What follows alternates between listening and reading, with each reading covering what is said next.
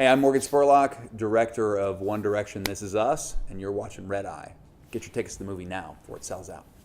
How does listening to nothing but One Direction for about 180 days compare to eating McDonald's for 30 days? It's addictive. Once it gets in your brain, it doesn't go away. I can't tell you how many nights I woke up singing One Direction songs. Really? And still to this day, like I'll be singing out loud or just having it in your head? Oh, it's in my head. But then I'll be walking down the street and I'll find myself actually humming or singing One Direction song. And I go.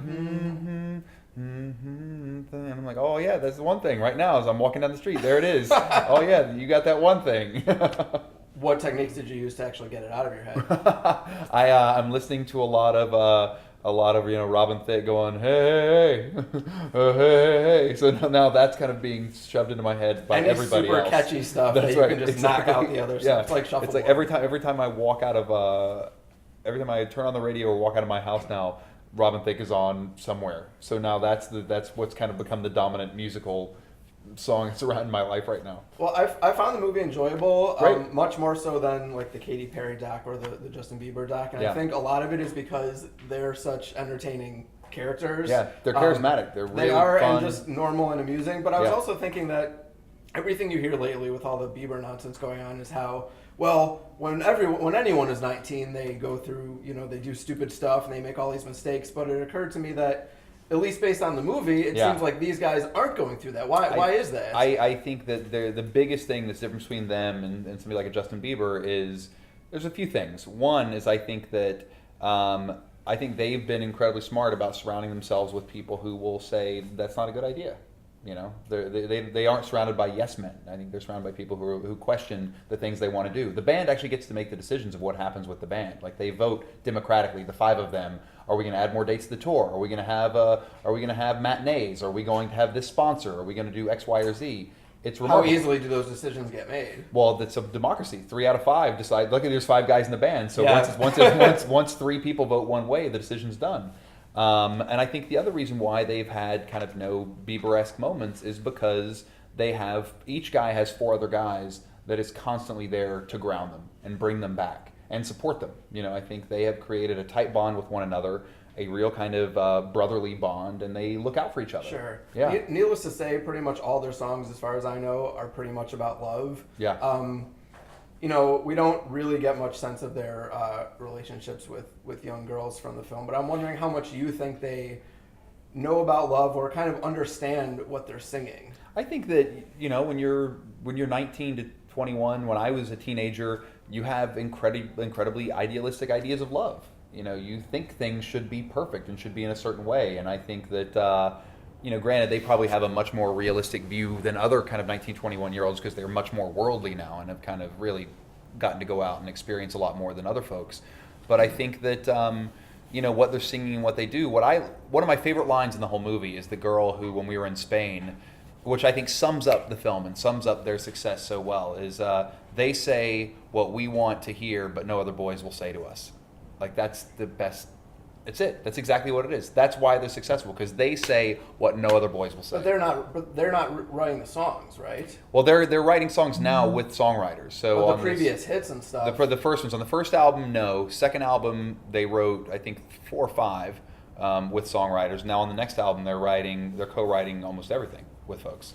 As I said, the movie doesn't really. I think a question that anyone would be thinking when it comes to a popular touring band of young men is some of the bad, especially with millions of women around the world wanting to be close to them, is the question of the relationships with young women, groupies, that kind of thing. Sure. We don't see that in the film, but I think it's fair to ask kind of what you observed while you were making the movie, because it really speaks to what their lives are like and how they handle all this attention. I mean, I think they're really good. I mean, there's women that are chasing them constantly, and I think that they're 19 to 21.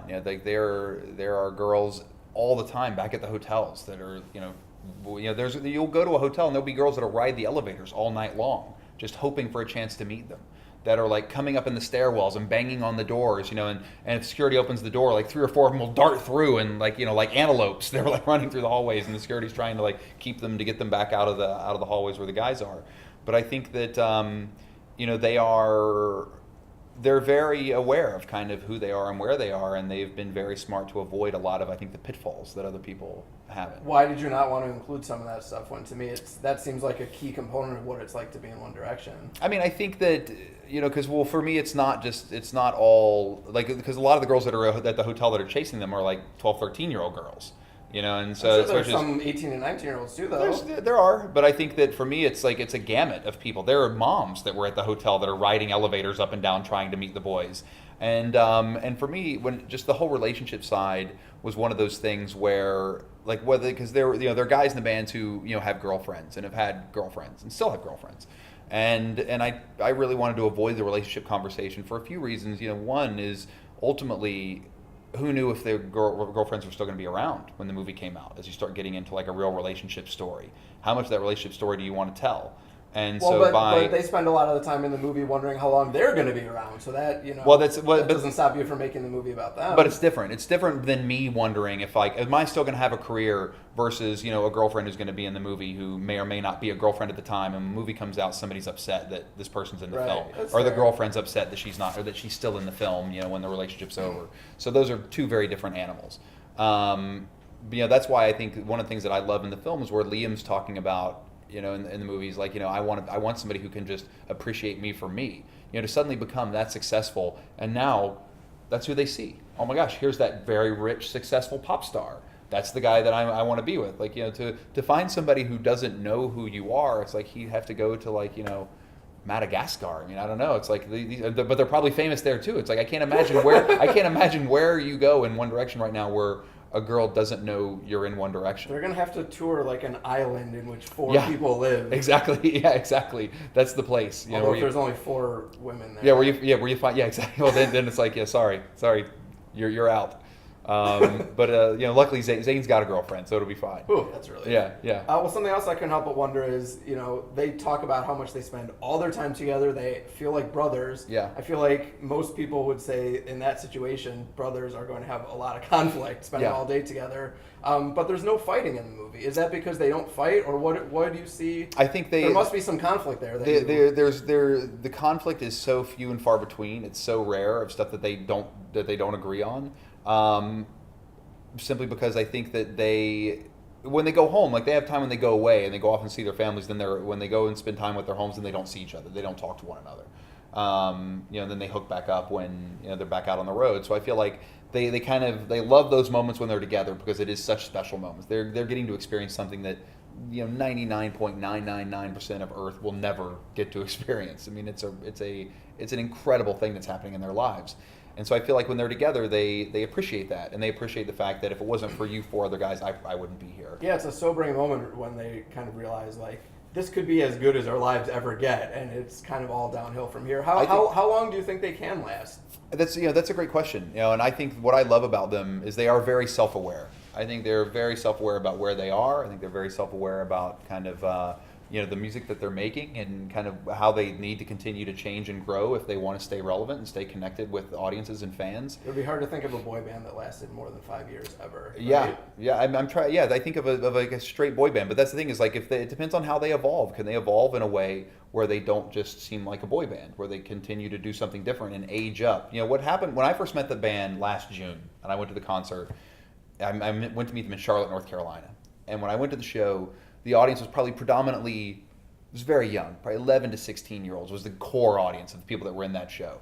And then when they started their tour this year, in February, the matinees still had a very young skewing audience, but then the nighttime shows, the 8 o'clock shows, suddenly had this mass contingency of like 18 to 34-year-old women. Like their audience had aged up tremendously, literally in less than a year. And I think if they can continue to not only age up their audience, but cater to that audience musically. And this new album that they were working on, like you see in the film when they're recording Best Song Ever in the hotel, they were recording like song after song after song while they were traveling through Europe and doing the same thing now in the States.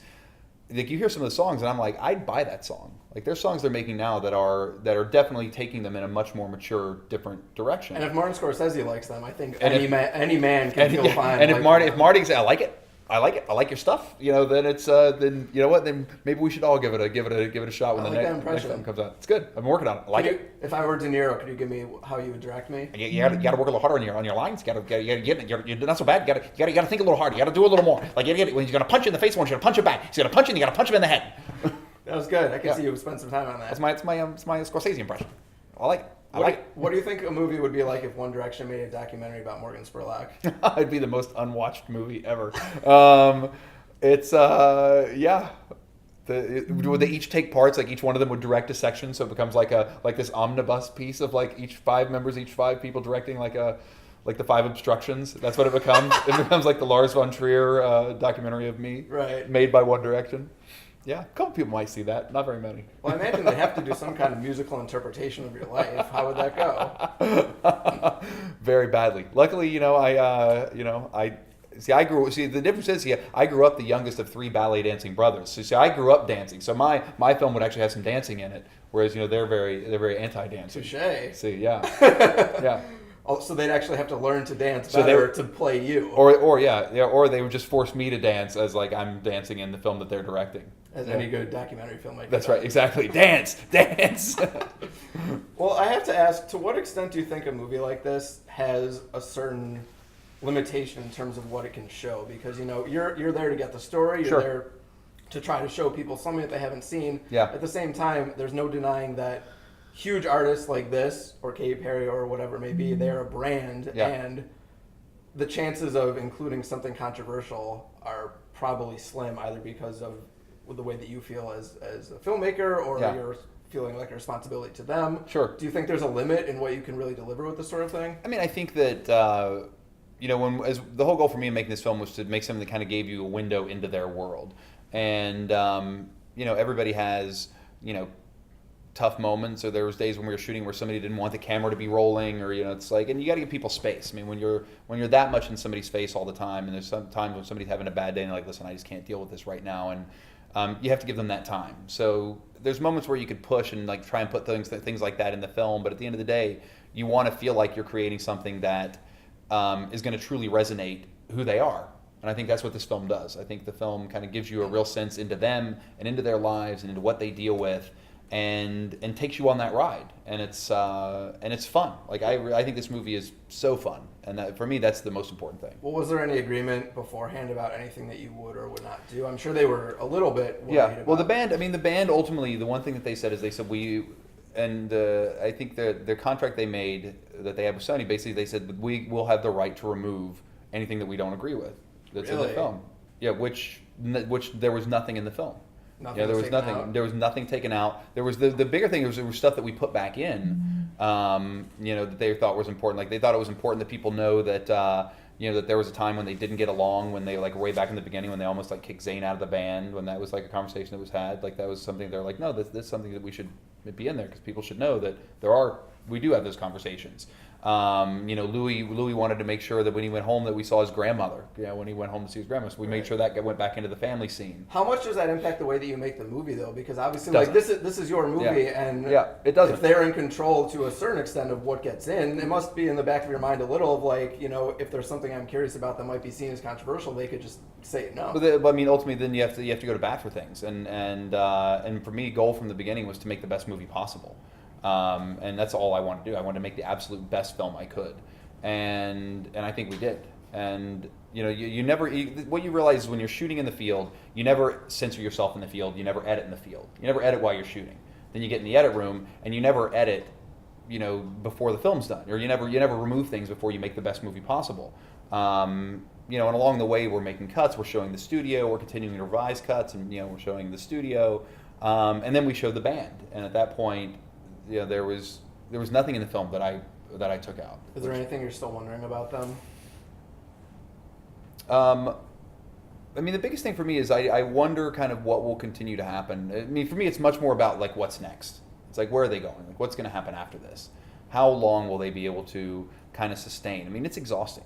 The track that they're on is a really exhausting track. They're performing. They're doing 134 live shows this year. They're doing. They're traveling to, I don't even know how many countries in total, how many cities. But to be like a pop star on like the level of that they are, it's work all the time. Like they're up, they're doing press, they're doing photo shoots, they're doing interviews, they're recording their album, they're going to the arena, they're coming home after the arena, they're recording more on the album, and they go to bed. And people are like, oh, it's easy, these guys aren't doing anything. But when I look at what I was doing at like 19 to 21, as I'm like, at a frat party doing a keg stand, and here these guys are having an immense amount of responsibility to an army of people. There's no time to ride elevators and meet women. That's right. Exactly. What are you going to do? And it's, for me, it's that's why a tremendous amount of respect goes to them, because, I mean, if I was 19 to 21, I don't know if I could have suddenly handled being thrust into that situation. And it wasn't even 19. Like, you had to think, when they went and auditioned for X Factor and then were put together as a band, they were 16, some of them. Like, Harry was 16 when that started. Right. So now between 16 and 19 was kind of where that all happened. And now here they are, 1921. I mean, it's remarkable.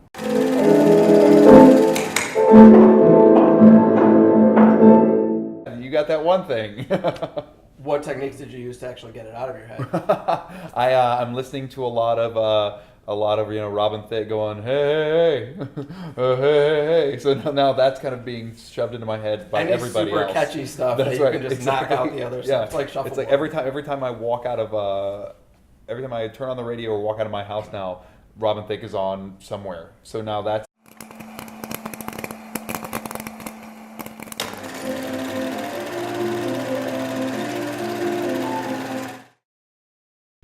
Hey, I'm Morgan Spurlock, director of One Direction, This Is Us, and you're watching Red Eye. Get your tickets to the movie now before it sells out.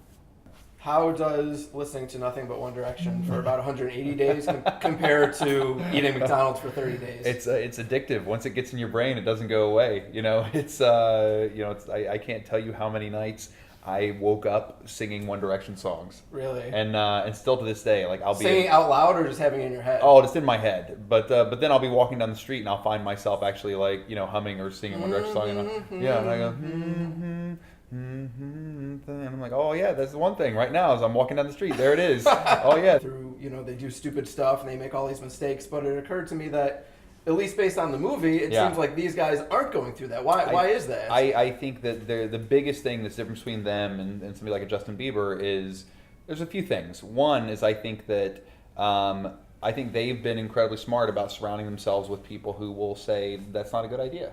They aren't surrounded by yes men. That's what's kind of become the dominant musical song that's around my life right now. Well, I found the movie enjoyable, right. Much more so than like the Katy Perry doc or the Justin Bieber doc, and I think a lot of it is because they're such entertaining characters. Yeah, they're charismatic. They're really fun. And just normal and amusing. But I was also thinking that everything you hear lately with all the Bieber nonsense going on is how, well, when anyone is 19, they go